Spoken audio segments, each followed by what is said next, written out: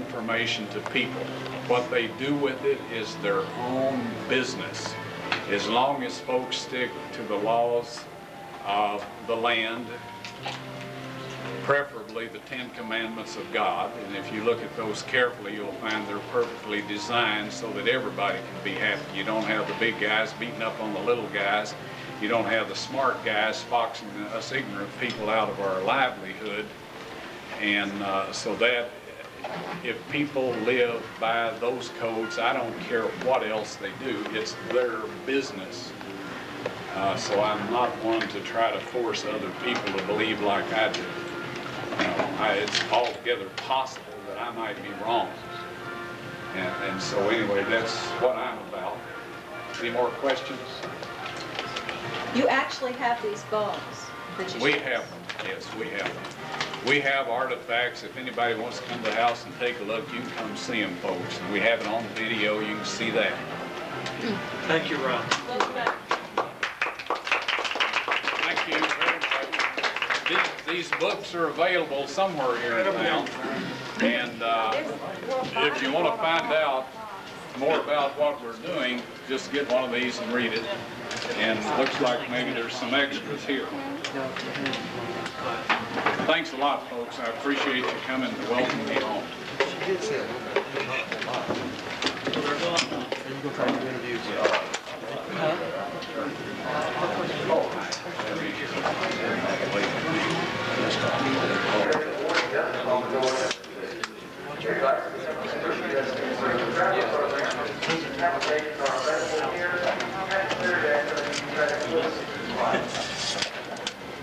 Hey there. Yeah, they got it in. The slot they wanted, it didn't get a vote, so they didn't get a vote. This is, I don't know, this is like,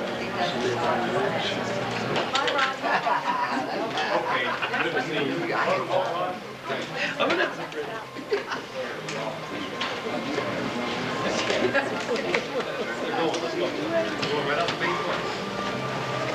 Yeah, you're right.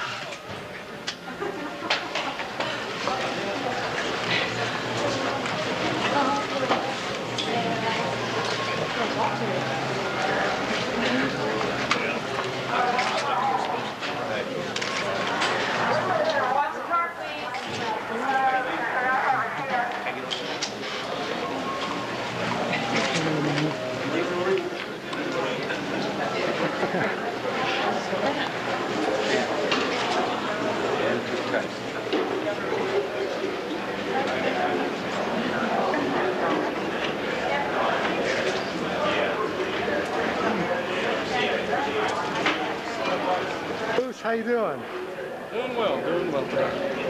I'm getting a lot of exercise, that's for sure. Practicing my backward walking. Want to hire you for Channel 4 or Channel 3? Yeah, it's going to push.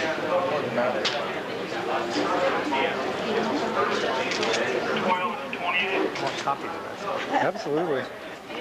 Yeah, thank you.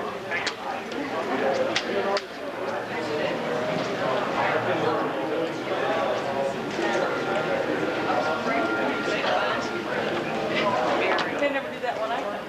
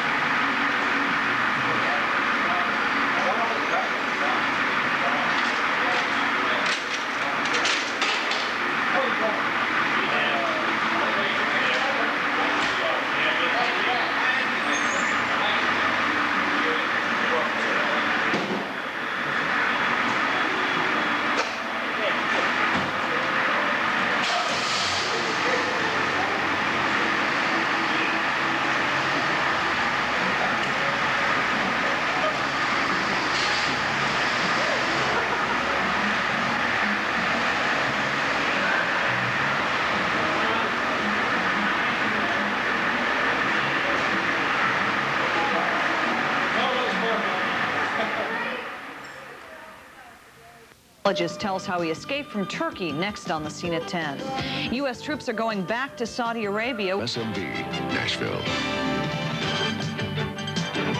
From Channel 4 News, this is The Scene at 10 with Demetria Kaladimos, Jeff McAtee, Bill Hall, and Rudy Kalis. It's an amazing story of capture and escape. We first told you at 6 o'clock about the homecoming of Nashville archaeologist Ron Wyatt. Tonight, more about how he says he escaped from Turkish guerrillas. Carlos Bain has this update. Amateur archaeologist Ron Wyatt says he and 4 other Westerners managed to escape from their captors after he overpowered their driver. He says they got out of the car and walked to freedom. And I held him until all of us got out. And by that time, the military people who were patrolling were within about 100 yards of us. So there has been a lot of doubt surrounding whether Wyatt and his group were really kidnapped. Some reports out of Turkey claim that the whole event has been staged. Wyatt says jealousy on the part of other archaeologists is behind the claims of staging. The Turkish government has already received 2 anonymous letters that say I've been raising funds to support the terrorists and that we were in collusion with them. However, the Turkish military, we showed them exactly where these people operated and where to find them. Despite the questioning about what actually happened in Turkey, Wyatt is planning to go back next summer. His wife, Mary, says if he does go back, she will go along with him. Because I was just distraught when I first found out. And then my daughter and I, we stood in the hall and I said, Amanda, we got to pray because we can't do anything. And we did. And we have been completely at peace about it. Wyatt continues to say that he has discovered the site of Noah's Ark. He says the Turkish government recognizes him as the discoverer of the site. And Wyatt says he'll continue publishing what he finds. Our efforts are to provide accurate information to people. What they do with it is their own business. Ron Wyatt says he is close to proving that the remains he found belongs to Noah's Ark. He says he plans to spend his time preparing for more archaeological expeditions throughout the Middle East. Carlos Bain, Channel 4 News. More than Wyatt and 4 companions had gone to investigate an archaeological site in Turkey last August when they ran into a roadblock manned by armed Kurdish rebels. These people came up with automatic weapons and grenades, and shall we say, they couldn't speak our language, but we got the message right quick. They made us put our hands up, and then they took us off up through the hills. When Turkish Army search teams found and surrounded the kidnappers, Wyatt says he and his companions were lined up for execution. They would have killed us. In fact, one of the terrorists who was pretty much a tough guy was standing right in front of me and tears were running down his face. So he thought the end had arrived. And at that point, I wasn't so sure, but what he was right. Instead, the Kurds drove the 5 men to a nearby town where they were able to make their escape by jumping the driver of the car. There was a great deal of the time that we were out there that I could not visualize ever seeing my family again. And that's not an enjoyable feeling to have. Wyatt appeared in good health and good spirits, and he says he's convinced now more than ever he has discovered Noah's Ark. He's planning another expedition to Turkey next summer. Wyatt says his kidnappers were communists who want a separate Kurdish homeland, and although the leaders were adults, most of his captors were teenagers. Chris? You know, Mark, we've been covering Wyatt's activities the past 10, 15 years or so. Has his claim to have found Noah's Ark being accepted? Not by many, even some of the scientists who have worked with him before. They believe Wyatt's found a naturally occurring rock formation, not Noah's Ark. Thanks. In other news, I reached over the back seat, pinned him down, jerked the car out of gear, aimed it at the middle of the bridge, and he hit the brakes. And I held him until all of us got out.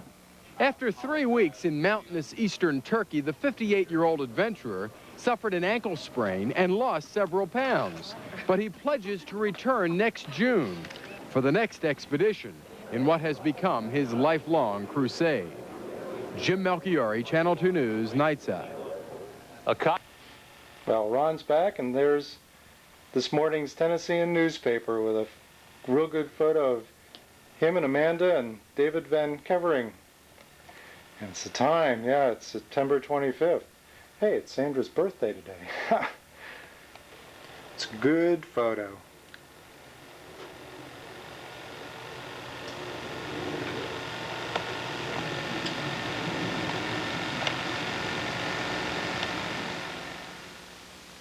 We will be talking with an explorer about his search for Noah's Ark and his experience while being held captive by Kurdish rebels. President Bush follows a quiet weekend by hitting news, followed by World Day here on CNN. Imagine. This is CNN. United Nations nuclear inspectors. Place of Noah's Ark. One explorer believes it is, and he'll explain why in today's call-in segment. This is CNN Morning News with Donna Kelly and Bob Kane, bringing you the latest headlines plus information to help you make the right choices. Plus is firming up plans to send a team. New York Avenue, usually bustling with shoppers, draws a different kind of crowd over the weekend. Activists in California accuse the governor of selling out gay and lesbian citizens. Quick work by rescuers puts a group of whales back where they belong. And has an explorer really found the site of Noah's Ark? You can question him yourself in today's call-in segment. Modern-day trouble for an explorer. We'll hear his story and take your calls just ahead on CNN Morning News.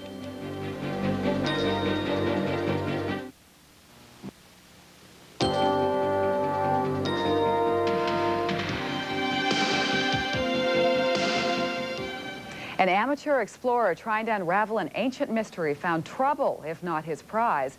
Ronald Wyatt and 4 colleagues ventured into eastern Turkey in search of Noah's Ark, but they were abducted by Kurdish rebels and held for 3 weeks.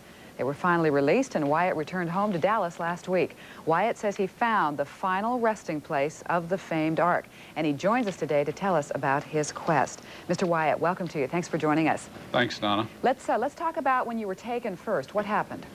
Well, we had planned to go to a town down in southeast Turkey, and we had planned to get there before dark. I've been out there about 32 times, and you do not travel after dark.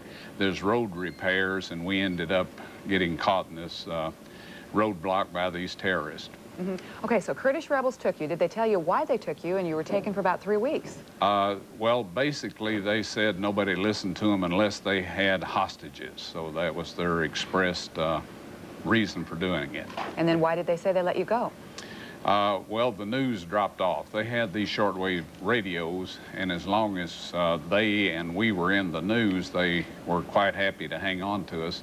Once that quit, then I guess they knew that to release us would get them back in the news again. How concerned were you for your life? The terrain itself was, it's called the Black Hill by the Turkish military, and that's a very apt description. You could get killed or maimed very easily just walking through there, running through this area, which we were forced to do night after night. And who found you? And I was reading in some notes that you kind of left a trail, didn't you? Yes. I put some money in my pocket, and I dropped $495 at intervals along the way, and this did lead the military to this Black Hill area. And these Turkish police officers returned the money after we were out. Let's go on to the Ark. What makes you think that this is Noah's Ark? Well, we have the word of a photogrammetry expert that this large object is a boat. And also its location on a mountainside at 6,300 feet fits in with the fact that there's only enough water on the planet to increase the sea level to 7,000 feet above present sea level if ice caps and everything were melted down. Also, there's, shall we say, boxcar loads of timbers out there. Donna, I have one right here in front of me. Okay, let's take a look and let's talk about that to continue our chat here. Tell us what that is. Well, this is a piece of deck board. We used a subsurface interface radar system to look down through the boat. We were not allowed to do an extensive excavation, which is first choice in archaeology once you feel you've identified something. But anyway, we found tremendous amounts of these timbers, and the Turkish authorities had their people dig this up and allowed me to bring it home to have it analyzed. And it is indeed petrified wood.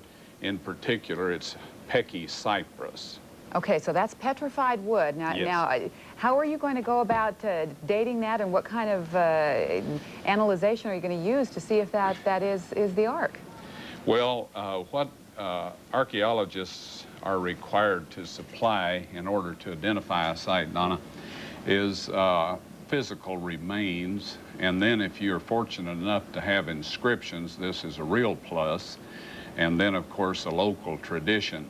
And there's tremendous amounts of physical remains, and there are a great number of inscriptions, and of course this whole story of the Ark landing on Ararat. The location of this boat is 12 miles south of the big mountain, and of course there's a long-time local tradition that the Ark landed in that area. Mm-hmm. You know, well-known biblical story. Did you find some animal remains as they were supposed to be on there 2 by 2? We did. There's a large amount of what's called corpelites by geologists and archaeologists. These are animal droppings that have fossilized. We also found a fossilized antler. Now, the possibility has been brought up that this might be a barn or some other type structure. Antlers are associated with non-domesticated animals. And of course, this tells us that at least one undomesticated animal was on this boat at some point in time. Mm-hmm. And the corpelites that are on there, of course, we can identify the animal by the shape and whatnot of the droppings. Now, we also found something, and I guess if I have a favorite object, it's this. This is a rivet, and it's quite a sophisticated riveting system. It's a washer about approximately 3.5 inches in diameter with a shaft that's a little over 1 inch in diameter, and it's been struck while it's hot, and this splays the end of the shaft out so it cannot slip back through this washer. Now, there are thousands of these on there. These are found in the radar scans. Mm-hmm. I need to go on for just a moment. Sure. I guess I don't need to tell you, of course, that you do have some critics. We had a story last Friday, Sure. And also a scientist at Los Alamos National Laboratory in New Mexico who analyzed the artifact says that there's no way that they are pieces of the Ark. And one of the critics in a report that we had on Friday says that he doesn't think that it's anything more than a rock formation, and that perhaps you've been watching too many Indiana Jones movies. Well, I do like Indiana Jones movies. Now, the gentleman, since you didn't mention his name, I will just say that perhaps he didn't want his name mentioned. But we have, shall we say, hours of footage of this individual saying this is indeed Noah's Ark. Now, I have a little problem with somebody that says, yes, there's even intervaled metal readings on there.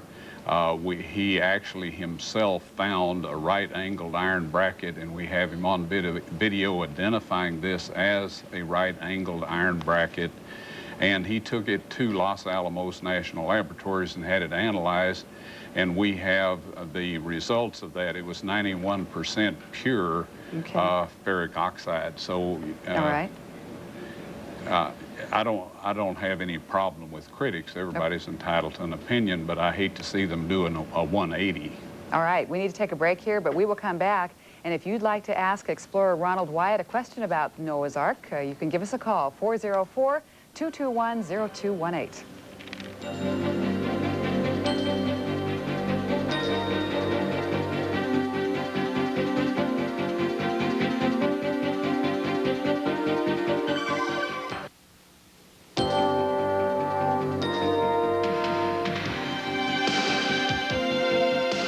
We are back with Ronald Wyatt. He is an explorer who claims to have found Noah's Ark, and we are ready for your calls. And Georgia, you're on the air first.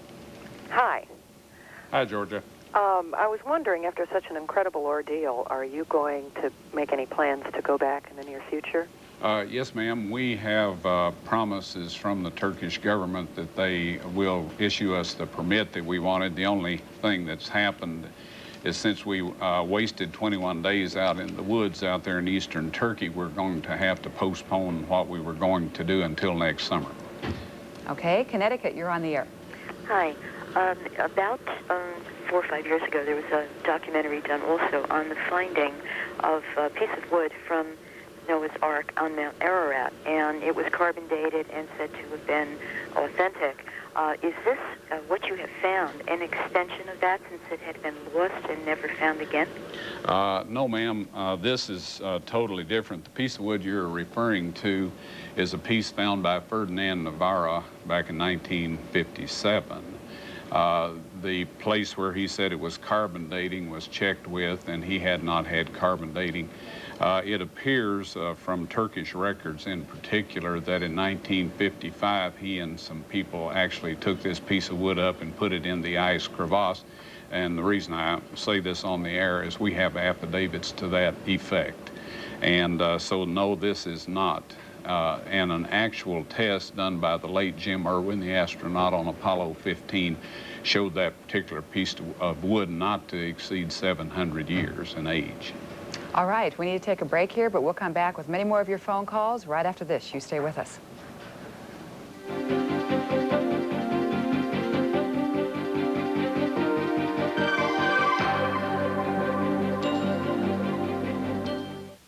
They're big. The most awesome creatures ever. I really feel tingly all over. I felt No. Never heard of this one. More ferocious than my sister.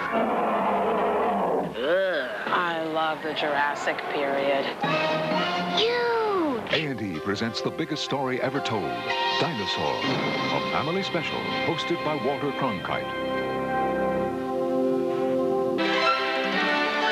This is CNN.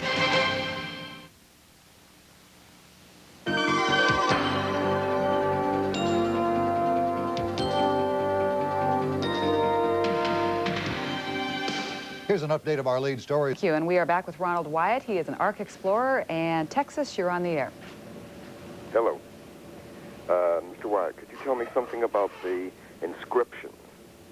Yes, there's quite a number and variety of inscriptions. Most of them are of the nature of petroglyphs. As you know, these are chiseled in stone. And we have inscriptions of 8 people leaving a boat that's, shall we say, on top of a wave and covered by a rainbow, or shall we say there's a rainbow over these. This is in several locations out there. We also have petroglyphs of some of the animals that were on the boat, specifically of a giraffe. I'm unaware that anybody has seen a giraffe in eastern Turkey in historical times. So these are some of the inscriptions I have, not with me, well, in the studio, but not up here. There's an inscription of 8 people in a boat, and as you may or may not be aware, the importance of the individual to the group is indicated by their size. And so we have a father person, a mother person, and 3 sons and 3 daughters or daughter-in-laws in this boat.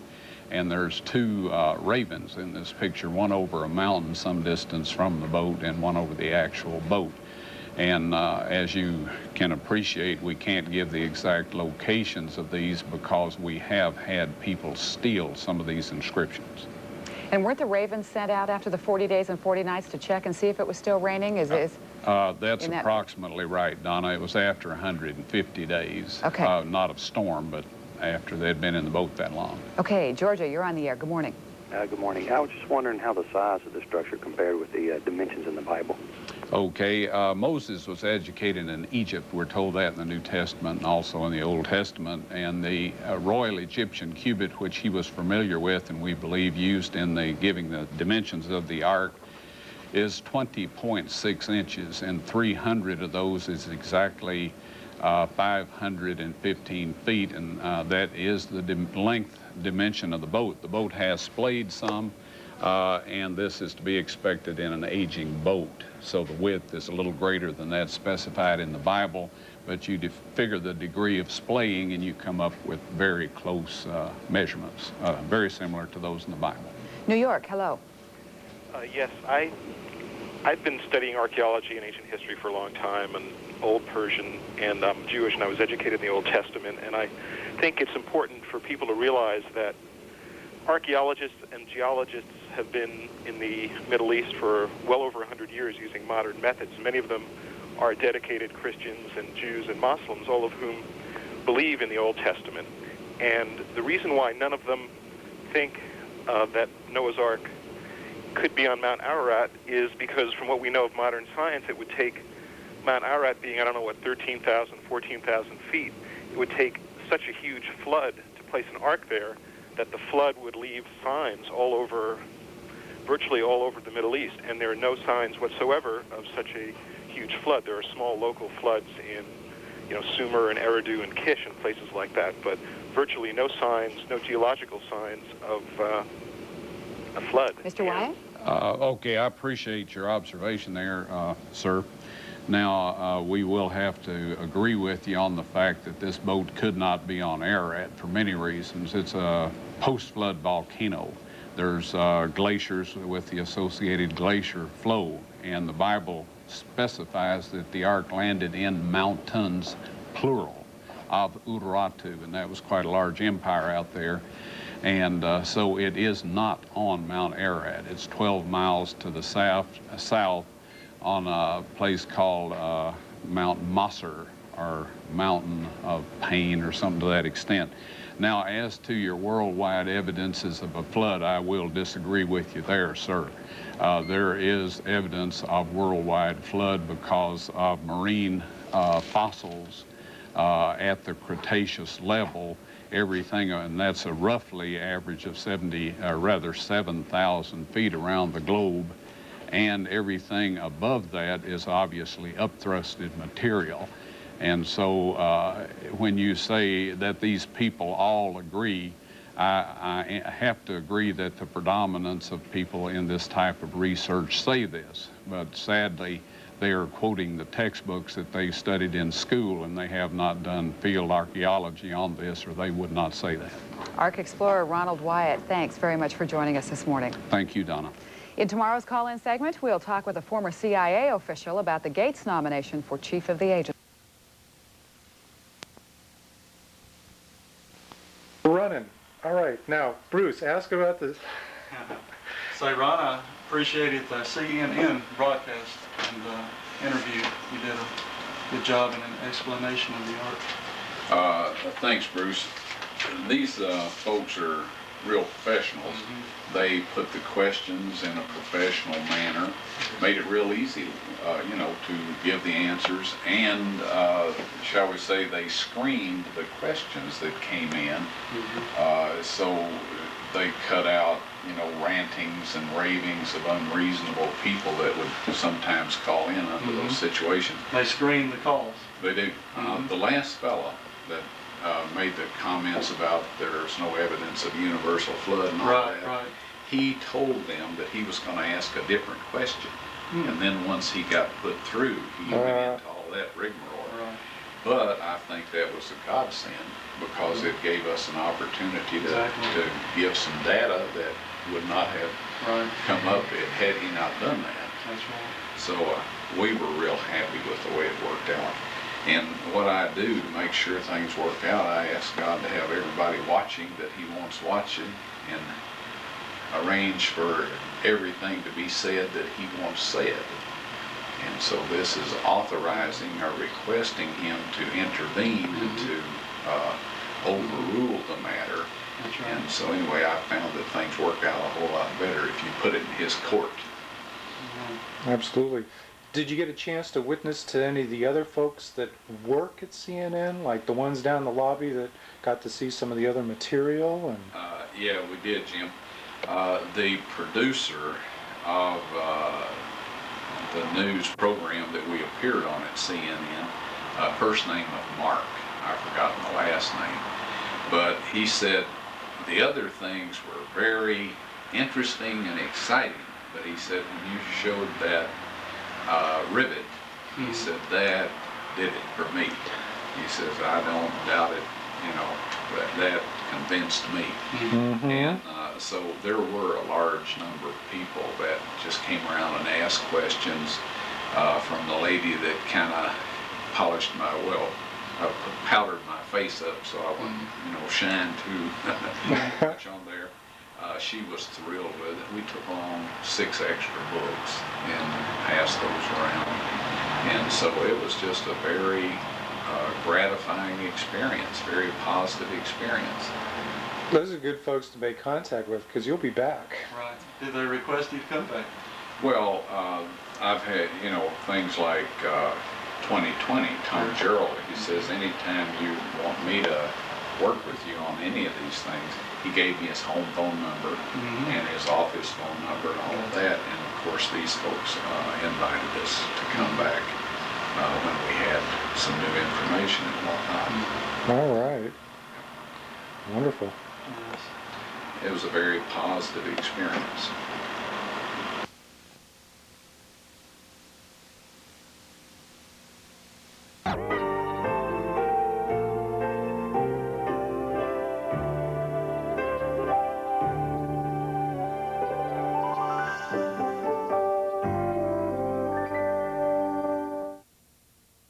Someone very special is on that train.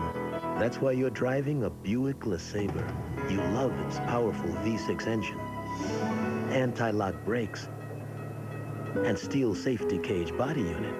But you bought LeSabre for the dual airbags, one for you and one for that very special person who sits next to you. LeSabre from Buick, the new symbol for quality in America. Dean Witter believed in listening. Listen, not only to what our clients say, but what they mean. Each client has a level of comfort. Endeavor to find it. We measure success one investor at a time. We will return to the natural world on the Discovery Channel. In a land with no rules, they rule. Come face to face with the super predators on Safari. Tonight at 8 Eastern, 7 Central. Only on the Discovery Channel. Teachers inspire dreams, shape lives, and give us hope for the future. Yet too often, their contributions go unnoticed. There are over 2 million teachers in America, but not even the best get the recognition they deserve. That's why State Farm started the Good Neighbor Award for teachers. To tell them, we appreciate what you're doing for our children.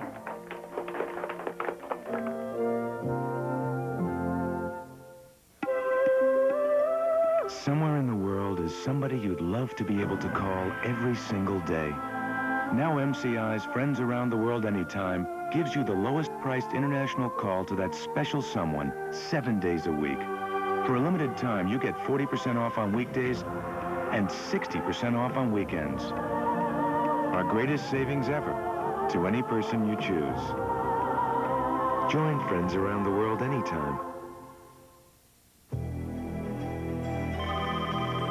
Hello. So, what'd you think of that Bonneville? Did you drive it? Oh, that SSCI is terrific. Yeah. Supercharged, traction control, ABS, dual airbags, leather. What a car. I told you. And you were right. It's thousands less than the BMW or the Lexus. Well? I'm picking it up tomorrow. I owe you one, pal. Okay. I'll take a white one. Ancient myths, forbidden fortunes, tales of conquest, riches lost through the ages. Terra X, followed by The Treasure Hunters. Tuesday, beginning at 8 Eastern, 7 Central. Only on the Discovery Channel. Tuition's pretty high. Working hard for your money isn't enough. Is this negotiable? Today, your money has to work harder for you. No way we can afford this. But I love it. Call now for your free Wall Street Journal guide to understanding money and investing. It focuses on financial markets, the risks and the rewards of investments, so you can make informed choices that could help you achieve your personal goals. Make your money work harder than ever. Call now to get your guide free when you subscribe to the Wall Street Journal, where you'll find information you need to get ahead and stay there. News, insight, and analysis that can affect decisions you make. From world events to issues that mean the world to you, the Wall Street Journal hits home every business day. Get 10 weeks of the Journal for just $36 and the Guide to Understanding Money and Investing free with your paid subscription. Call toll-free 800-423-1300. That's 800-423-1300. We now return to the natural world on the Discovery Channel.